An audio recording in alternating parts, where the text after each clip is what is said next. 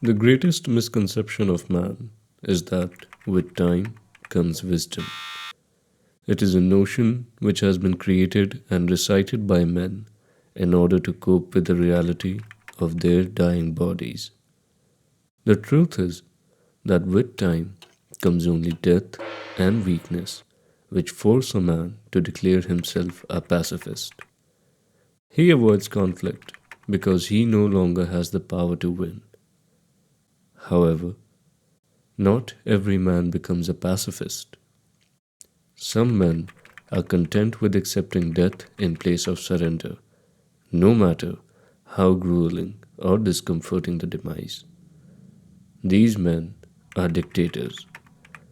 And I am not merely referring to the political definition of the word dictator.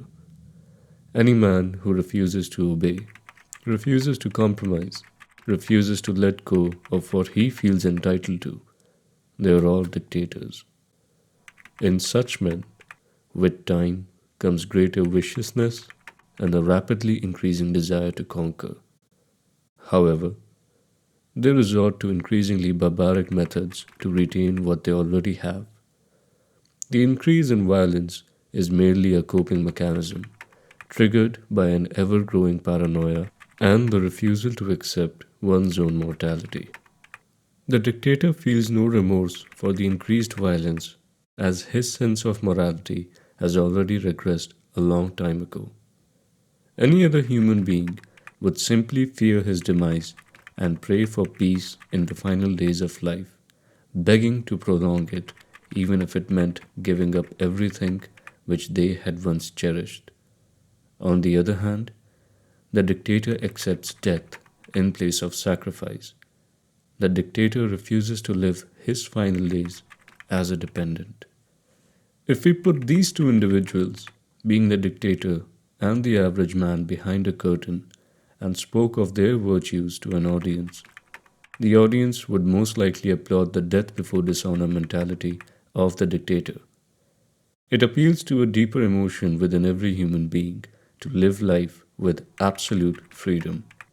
However, once the curtain is lifted and the identity of the dictator is revealed as a violent, impulsive, and barbaric man, the audience would quickly alter their original impression and become critical of him. Secretly, some of them would continue admiring the dictator's fortitude and ability to hold absolute control over his own life. At their truest self, most people seek a legacy for themselves after all. They wish to be revered as beings of greatness. If there exists a person who claims that he doesn't seek power, it is because either he is enlightened or defeated. However, once the dictator is unveiled, the fantasy is broken as people are brought back to reality and remember about the importance of morality and having a conscience. To the layman, the dictator represents power, and every person is envious of powerful and influential men in their respective societies.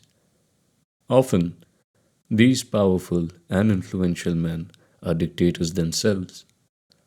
At the same time, if given the opportunity, a lot of people from the audience would switch places with these dictators without hesitation, including yourself. You must have observed that at least once during the day, we all engage in a fantasy where we envision ourselves as dictators, the powerful and influential men that we envy, criticize, and admire simultaneously.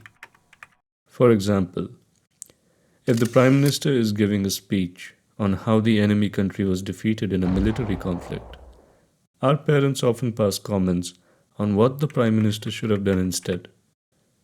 In other words, we are fantasizing about being the Prime Minister, holding that amount of power and influence where we could take such decisions. On the off chance, one out of a million people would actually say something which would be coherent and doable instead of a mindless fantasy. You see, everyone has suggestions and ideas about how they would do things differently, how their method of doing things would be superior. And most importantly, when we fantasize about being a dictator, One bold assertion overpowers the rest, that we would be just and moral in the same position, exercising the same power, a moral dictator. However, what people forget to consider is the human mind's susceptibility to corruption and influence.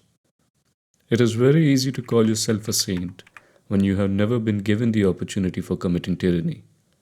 As a hypothetically powerful person, everyone is a saint. But then, along with the power, comes the ego, the need for instant gratification, the impatience, the complex, the insecurity. You see, power is not a singular component. Power is a complete unit, which is the end result of various factors and experiences, both positive and negative. Although, I would assume that the latter is more overwhelming in this situation. It is a complicated paradox which all of us struggle with. We criticize the dictator while simultaneously wanting to be one.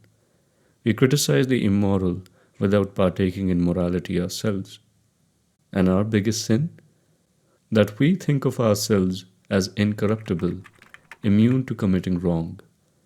It is deeply ironic that even in our fantasies of being a moral dictator, we refuse to acknowledge the fact that our fundamental understanding of what is just could be absolutely wrong.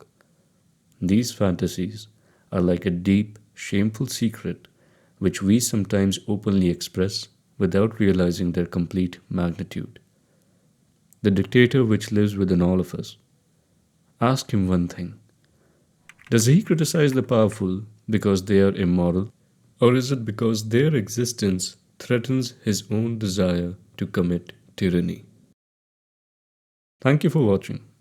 In my next video, I shall dive deeper into the origins of tyranny in the heart of man. Kindly share your thoughts below.